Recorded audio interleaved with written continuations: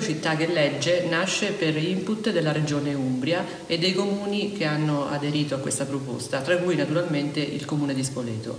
Il nostro istituto è stato coinvolto nell'anno scolastico precedente e il FAI, Fondo Ambiente Italiano, ha fatto propria questa iniziativa e l'ha inserita negli eventi delle giornate di primavera 2021. Il progetto ha due obiettivi. Il primo, potenziare il senso di identità degli studenti mediante la conoscenza del territorio, e il secondo, avvicinare i ragazzi alla lettura mediante la tecnica della lettura espressiva.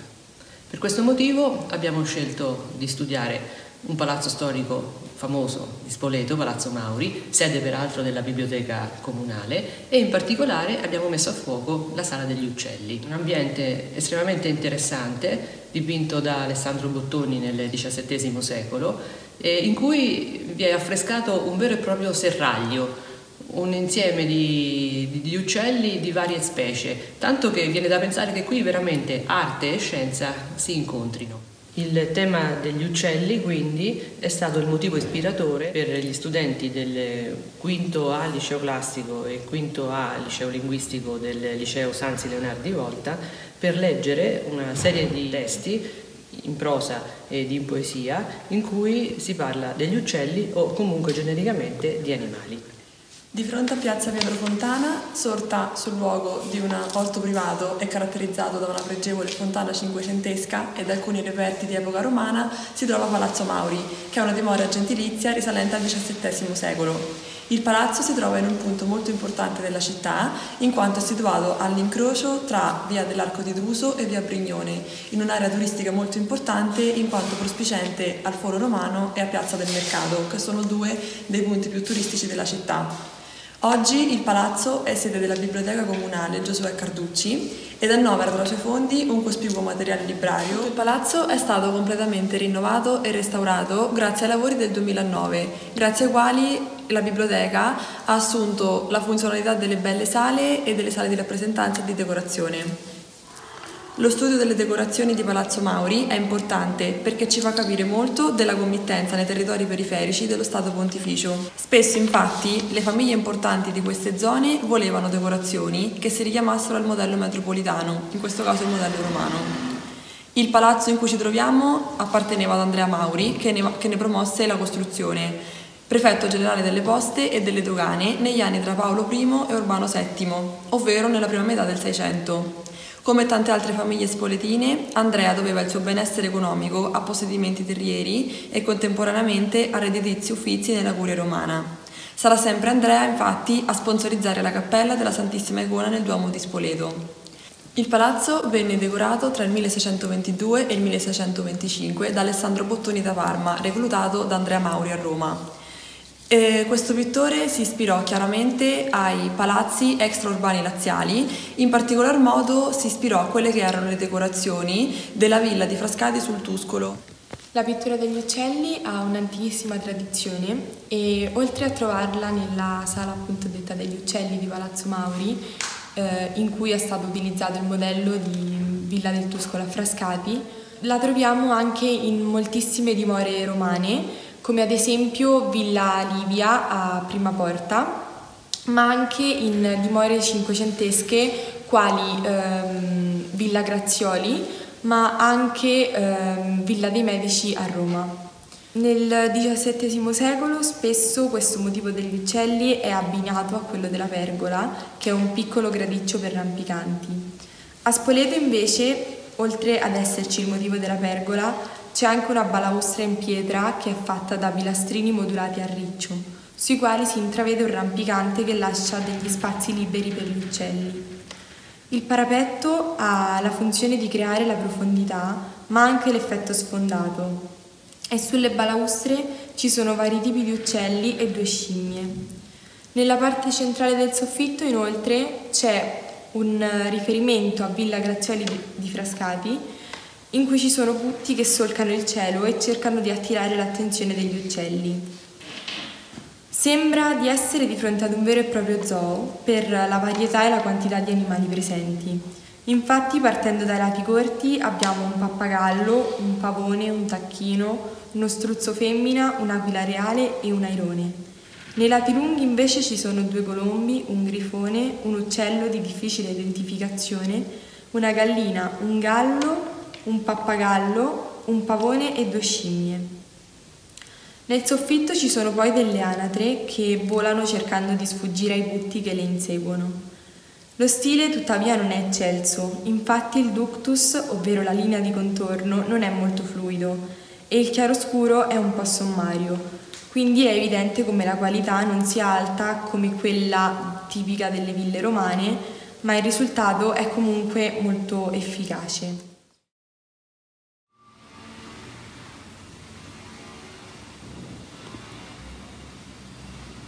Questa sala è stata firmata, nel vero senso della parola, dal Bottoni, che la dipinse e scrisse sull'esagono che si trova al centro del soffitto, in cui è rappresentata la giustizia insieme alla pace in un esagono, la data di completamento della sala, ovvero il 1625, e il suo cognome. Trattenerti volessi anche, non posso. Vedi, amico del merlo, il pettirosso.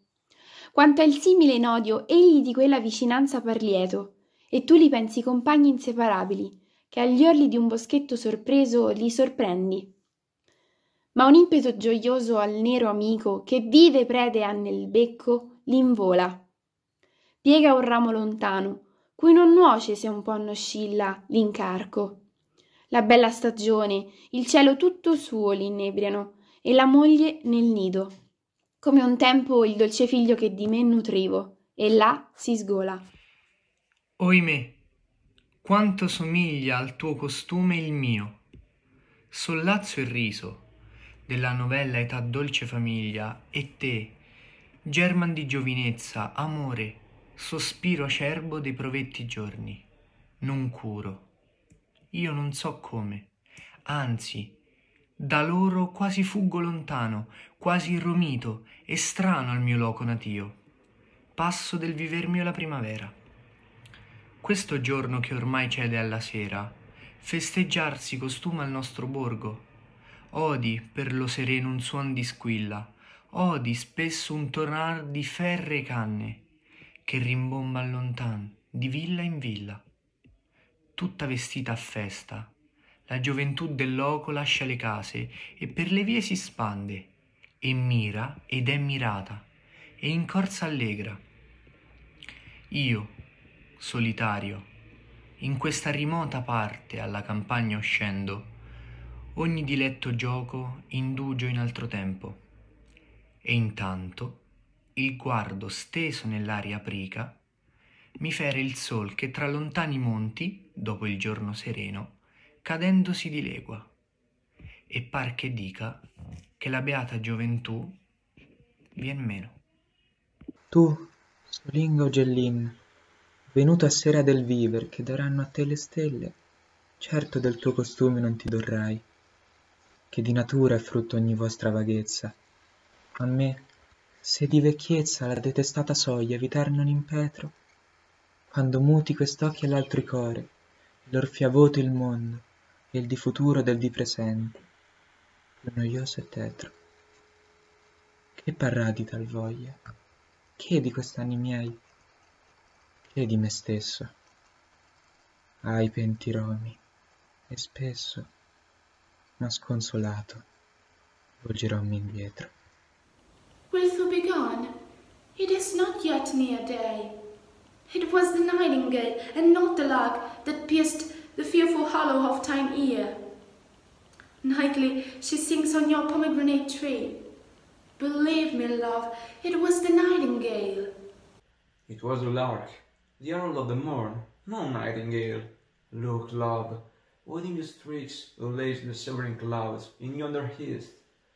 Night's candles are burned out, and jocund days stand tiptoe on the misty mountain tops.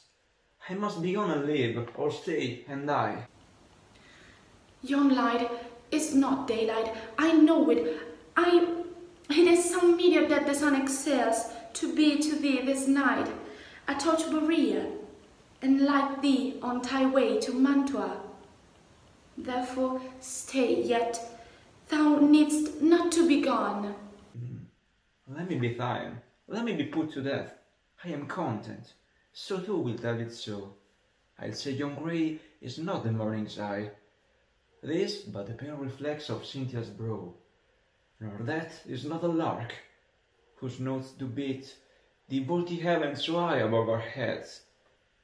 I have more care to stay than will to go.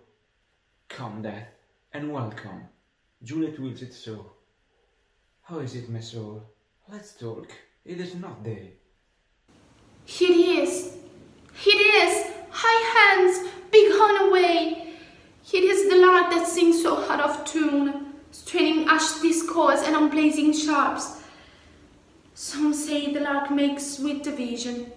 Tis that not so, for she divided us. Some say the lark and bloated toad change eyes. Oh, now I would they had changed voices too, since harm from harm that voice that us afraid, hunting thee hence with hands up to the day. Oh, now be gone, more light and light it grows. More light and light, more dark and dark our vows. Io vidi in quella giovial facella lo sfavillar dell'amor che li era segnare agli occhi miei nostra favella. E come uccelli sturti di rivera, quasi congratulando al lor pasture, vanno di sé or tonda or altra schiera. Sì dentro ai lumi, sante creature volitando cantavano, e facensi or dì, orì, orelle in sue figure. Our ship, having passed the line, was driven by storms to the cold country towards the South Pole. And now from thence she made her course to the tropical latitude of the great Pacific Ocean, and of the strange things that befall, and in what manner the ancient mariner came back to his own country. An ancient mariner meted three gallants bidden to a wedding fest, and detained one. It is an ancient mariner, and he stopped one of three. By thee, long greybeard, and glittering eye, now here forsop through me. The bridegroom doors are open wide, and I'm next of kin. The guests are met, the feast is set. Meets here the merry dean. Behold him with his skinny hand. There was a ship, quoth he. Hold off, hand and me, greybeard lone. Eftsoons his hand dropped he. The wedding guest is spellbound by the eye of the old seafaring man, and constrained to hear his tale. He holds him with his glittering eye. The wedding guest stood still, and listens like a 3 years child. The mariner hath his will. The wedding guest sat on a stone. He cannot choose but hear, and thus spake on that ancient man, the bright-eyed mariner. The ship was cheered, the harbour cleared, merrily did we drop, below the kirk, below the hill, below the lighthouse top. The mariner tells how the ship sailed southward with a good wind and fair weather till he reached the line. The sun came up upon the left, out of the sea came he, and he shone bright, and on the right went down into the sea. Higher and higher every day, till over the massy noon. The wedding guest here beat his breast, for he heard the loud bassoon. The wedding guest heard the bridal music, but the mariner continues his tale. The bride hath paced into the hall, red as a rose is she, nodding their heads before her goes the merry minstrelsy. The wedding guest he beat his breast, yet he cannot choose but hear, and thus spake on that ancient man, the bright-eyed mariner. With sloping mast and dipping prow, as the pursued we yell and blow, still treads the shadow of his foe, and forward bent his head. The ship drove fast, loud rolled the blast, and southward hey we fled. And now there came but mist and snow, and it grew wondrous cold, and ice must high came floating by, as green as emeralds. The land of ice and of fearful sounds, where no living thing was to be seen, and through the drifts of snowy cliffs descend a dismal sheen, nor shapes of man nor beasts we ken, the ice was all between. The ice was here, the ice was there, the ice was all around. It cracked and rolled and reared and howled, like noises in a swound. till a great sea-bird, called the albatross, came through the snow fog, and was received with great joy and hospitality. At length, did cross an albatross, through the fog it came, as if it had been a Christian soul, we hailed it, in God's name. It ate the food it ne'er had eat, and round it flew. The ice did split with a thunder fit. The helmsman steered us through. The ancient mariner inhospitably killed the pious bird of good omen. God save thee, ancient mariner, from the fiends that plague thee thus. Why look'st thou, sir? With my crossbow I shot the albatross. Spesso, per divertirsi, gli uomini d'equipaggio catturano degli albatri, grandi uccelli dei mari, che seguono indolenti compagni di viaggio, il vascello che va sopra gli abissi amari. E li hanno appena posti sul ponte della nave, che inetti e vergognosi questi re dell'azzurro pietosamente calano le grandi ali bianche, come dei remi inerti accanto ai loro fianchi. Com'è goffo e maldestro l'alato viaggiatore, lui prima così bello, come comico e brutto. Qualcuno con la pipa gli solletica il becco, l'altro, arrancando, mima l'infermo che volava. Il poeta assomiglia al principe dei nembi, che abita la tempesta e ride dell'arciere, ma esule sulla terra, al centro degli scherni, per le ali di gigante non riesce a camminare. Passero, che giochi con il mio amore, che ti stringe al petto e invita, sulla punta delle dita, ad acri morsi. Talora la mia voglia luminosa vuol trovare in questo gioco sollievo, non so quale, alla sua pena, per placare l'affanno che la soffoca. Abbandonarmi potessi a questo gioco anch'io, con te, come fa lei, per strapparmi dal cuore la tristezza. Tu, nella torre a vita, passero solitario, tenti la tua tastiera, come nel santuario, monaca prigioniera, l'organo, a fior di dita, che pallida, fugace, stupì 3 note, chiuse nell'organo, 3 sole, in un istante effuse, 3 come 3 parole che l'ha sepolte, in pace. Da un ermo santuario che sa di morto incenso, nelle grandi arche vuote, di, tra un silenzio immenso, mandi le tue 3 note, spirito solitario. Coloro che si mettono in mare hanno l'abitudine di portarsi dietro dei cagnolini maltesi o delle scimmie, che servono come passatempo durante la navigazione. Un uomo che viaggiava su una nave aveva con sé una scimmia. Quando ebbero raggiunto il Sunio, promontorio dell'Attica, si scatenò una terribile tempesta che rovesciò l'imbarcazione e costrinse tutti quanti a salvarsi a nuoto, compresa la scimmia. Un delfino, appena la vide, convinto si trattasse di un essere umano, nuotò sotto di lei, la sollevò e si mosse in direzione della terraferma. Arrivato al Pireo, il porto di Atene, domandò alla scimmia se fosse ateniese. Certamente, rispose quella, è di una famiglia illustre. Conosci anche Pireo? Le chiese il delfino. È un mio caro, intimo amico, sentenziò la scimmia, pensando che l'altro intendesse parlare di un uomo, ma il delfino, indignato per una menzogna così grossa, la trascinò sott'acqua e la uccise. La favola è per quegli uomini che, senza conoscere la verità, credono di poter ingannare gli altri.